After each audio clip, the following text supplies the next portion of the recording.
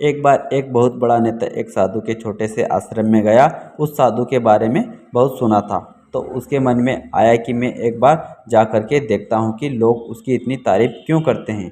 जब वह आश्रम में गया तो वहाँ पर एक छोटा सा कमरा था जहाँ पर एक कालीन बिछा हुआ था। वहाँ पर कुछ लोग नीचे बैठे हुए थे और साधु जी सामने बैठे हुए थे। कुछ सवाल जवाब चल रहा था। अब वह नेता उस आश्रम में आया और उस नेता के साथ में 4 बॉडीगार्ड भी थे। और उसकी यह आदत थी कि जहाँ पर भी वह जाता था लोग अपनी जगह से खड़े हो जाते थे और उसकी तरफ देखते थे, हाथ जोड़ते थे और सर झुकाते थे। लेकिन वहाँ पर ऐसा कुछ भी नहीं हुआ। साधु व्यस्त होने के कारण उसकी तरफ देखा तक नहीं। तभी नेता को लगा कि यह मेरी बेइज्जती है और वह इस बात से गुस्सा हो गया। नेता ने थोड़ा गुस्से से साधु की बात को बीच में काटते हुए कहा कि मैं आपसे कुछ कहना चाहता हूँ। साधु ने उसकी तरफ देखा और बोला, आप थोड़ी देर रुकिए, पहले मैं इनके सवाल का जवाब दे दूँ, उसके बाद मैं आपसे बात करता हूँ। तब तक आप अगर चाहे तो आप बैठ सकते हैं।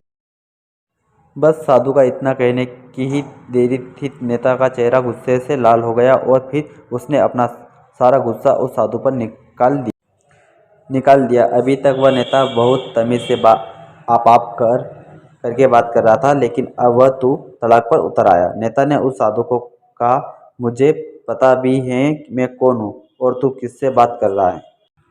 साधु ने उसकी तरफ देखा और कहा, मुझे इससे कोई फर्क नहीं पड़ता है कि आप कौन हैं, लेकिन आप जो कोई भी हैं, अगर आप चाहते हैं कि मैं आपके सवाल का जवाब दूं या आपसे बात करूं तो आपको कुछ देर रुकना होगा। और साधु की यह बात कहते ही नेता गुस्से से पागल हो गया और वहीं के सबके सामने चीखने चिल्लाने लग गया।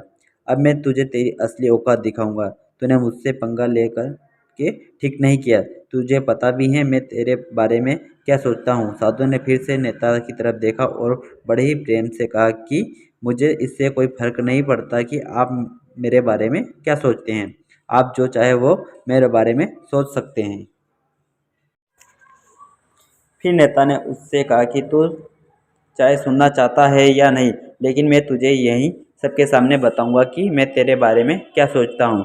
तू कोई साधु नहीं है, तू एक बहुत ही घटिया इंसान है। तू एक ढोंगी है, पाखंडी है और यहाँ पर जितने भी लोग बैठे हैं इन सबको बेवकूफ़ बना रहा है। तेरा बस एक ही मकसद है, इन लोगों की जेब में जितना भी पैसा है वह सब मेरे पास में आ जाए। तू अपने फ़ायदे के लिए इन लोगों का इस्तेमाल कर रहा है और अब मैं तुझे नहीं छोड़ने वाला हूँ। पूरी दुनिया के सामने मैं तेरा पर्दाफाश करके रहूँगा। लेकिन उसके बाद बोलने के बाद भी हल्की सी मुस्कान उस साधु के चेहरे पे बनी रही। यह देखकर वह और भी तिलमिला गया और उसने कहा, अब बहुत हो गया, अब मैं यहाँ एक मिनट भी नहीं रुकने वाला। लेकिन अभी भी तेरे पास मौका है, अगर मुझसे माफ़ी मांगनी है या मुझसे कुछ कहना है तो कह सकता है।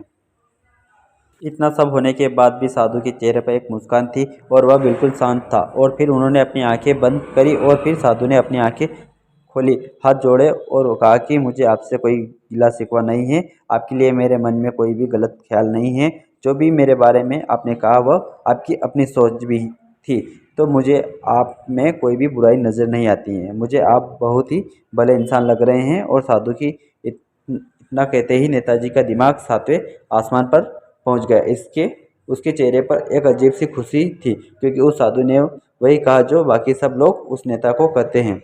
और वह खुशी खुशी उस आश्रम से अपने घर की तरफ चला गया और जाकर के अपने पिताजी के साथ में बैठ गया। उसके पिताजी ध्यान में थे। उन्होंने पूरी ज़िंदगी सिर्फ लोगों की सेवा करी और बदले में कुछ भी उम्मीद नहीं किया। तो थोड़ी देर बाद जब उन्होंने अपनी आंखें खोली और देखा अपने बेटे को अपने साथ बैठे हुए, तो उनके बेटे के चेहरे पे आज एक अजीब सी खुशी थी जो आज से पहले उन्होंने कभी नहीं देखी। जब उसके पिताजी ने पूरी बात सुनी तो थोड़ा सा मुस्कुराए और अपने बेटे को देख करके बोले कि उन्होंने तुम्हारी तारीफ नहीं करी, क्योंकि उन्होंने वह नहीं कहा कि जो तुम हो, उन्होंने वह कहा कि जो वह खुद हैं। और तुमने जो भी कुछ उनको कहा वो नहीं कहा कि जो वो हैं, बल्कि तुमने वह को जो तुम खुद हो। यही बात वेदों में भी कही गई है, यथा दृष्टि तथा सृष्टि। यह दुनिया तुम्हें वैसी नहीं दिखती जैसी यह दुनिया है, यह दुनिया वैसी दिखती है तुम्हें जैसे तुम खुद हो, जिसकी नज़र जैसी है उसके लिए यह दुनिया वैसी ही है। तो अगर तुम अपनी दुनिया को बदलना चाहते हो तो उसका सिर्फ एक तरीका है, अपनी नज़र को बदलो।